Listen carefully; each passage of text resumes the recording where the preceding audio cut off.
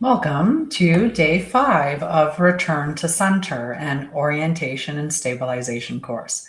Now, this is meant to be a 10-day course, but as I've reiterated in every episode thus far, you can take it at your own speed. It's self-paced, so you can have it over 20 days or a month if you'd like. But they are intended to be done as short 15-minute to half-hour practices on a daily basis and to help you just return to center. This isn't about expansion. This isn't about dismantling identities or initiation framing. It's not any excavation, trauma work, or shadow work. This is merely stabilization. And once you've stabilized, then you can expand. All right, so day 5 is emotional regulation without story. And I'm looking forward to day 5. I look forward to every single one of these days because I really, really do believe that this is a powerful course that you're taking. And I hope that you feel the same way. And at the end of this, that you really, really do have a wonderful toolkit that you can use to return to center and find that balance and harmony within your life. So, emotions are part of your sensory system. They rise, they peak, and fade like weather.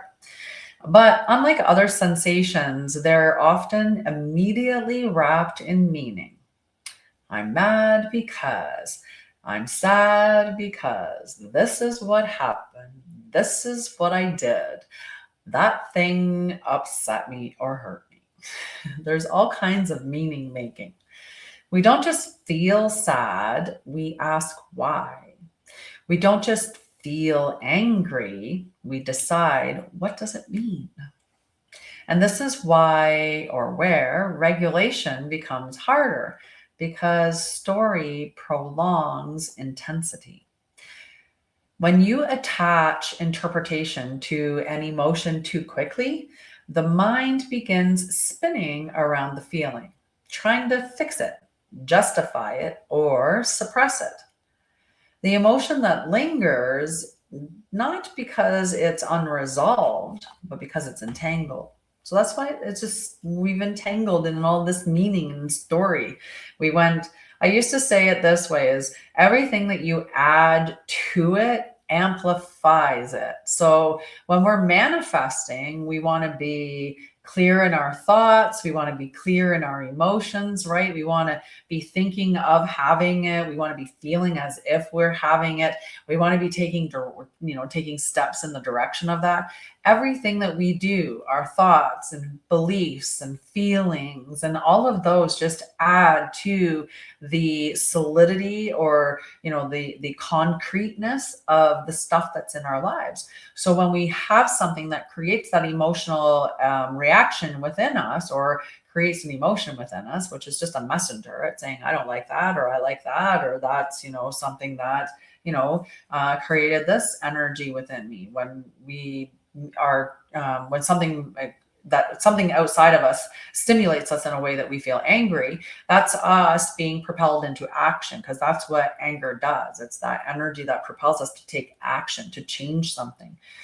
So when we see something that we don't like that creates that emotion in us, it's supposed to inspire us to change, not to turn it into a big story and, beat ourselves up for it or, create more problems for ourselves.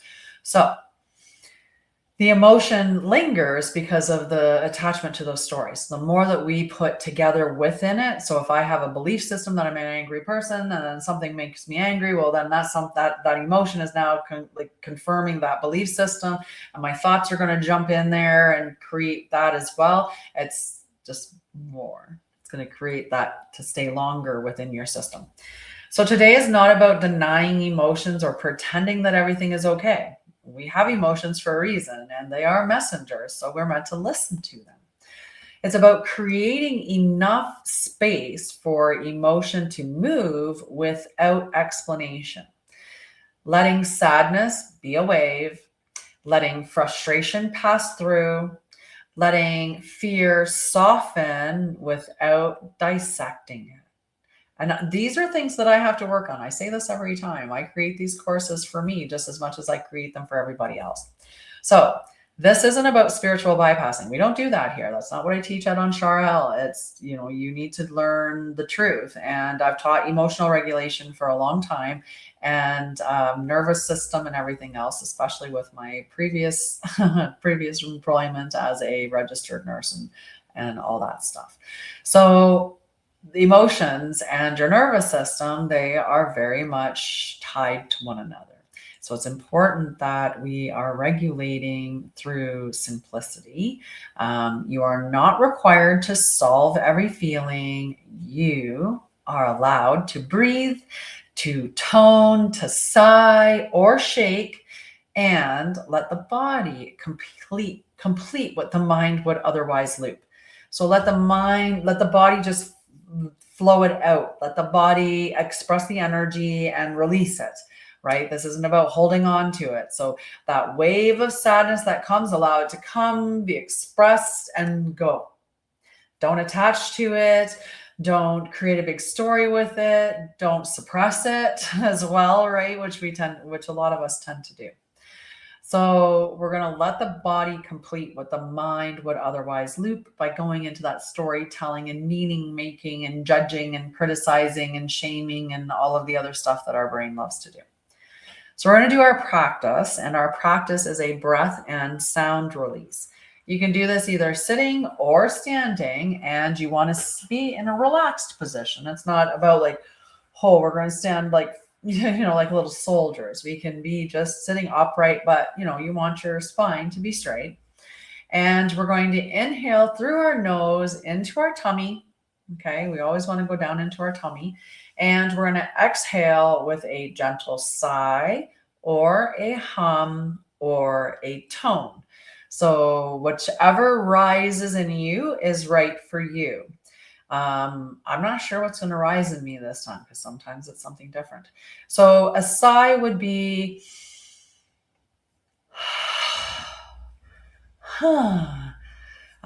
toning could be anything. Maybe you feel like toning om or ah or ra or any other one. And with the humming, it could be hum, and maybe it's just whatever feels comfortable to you. All right. There's no need, though, to make understanding or to explain. You're just allowing movement, okay? And if mine is not the same as yours, that's okay. That's okay. Just let it be what it is. All right.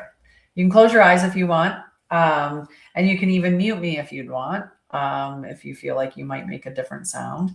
But we're going to start. I'm going to put a hand on my heart just because I like to connect into my body a little more, and I feel this does that for me. So you can follow along. I also have my other hand on my lower belly, but I do like to sit like that because it does feel very connected to me. All right, breath in through the nose, out through the mouth, or sigh, tone, whichever comes out for you.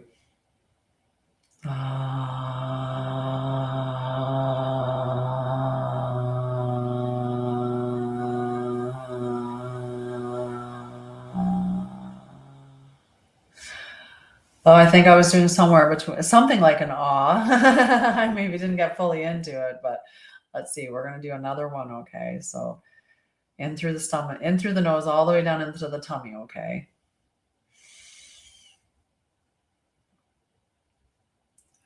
And then release.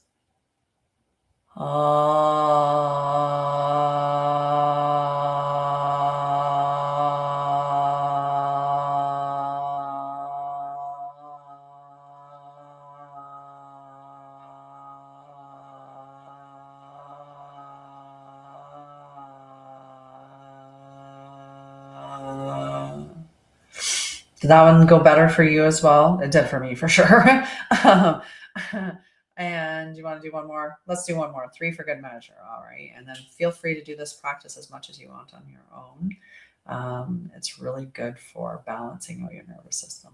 Okay. Breath in.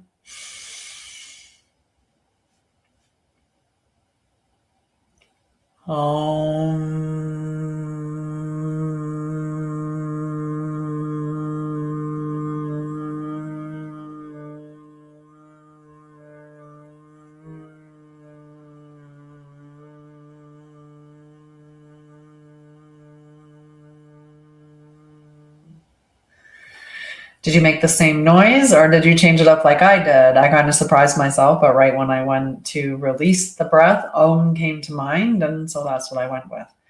Okay. Our integration question. What changes when I allow emotion without explanation? And the outcome of doing this practice is that emotions will feel more manageable. All right. I love you. I will see you in session 6.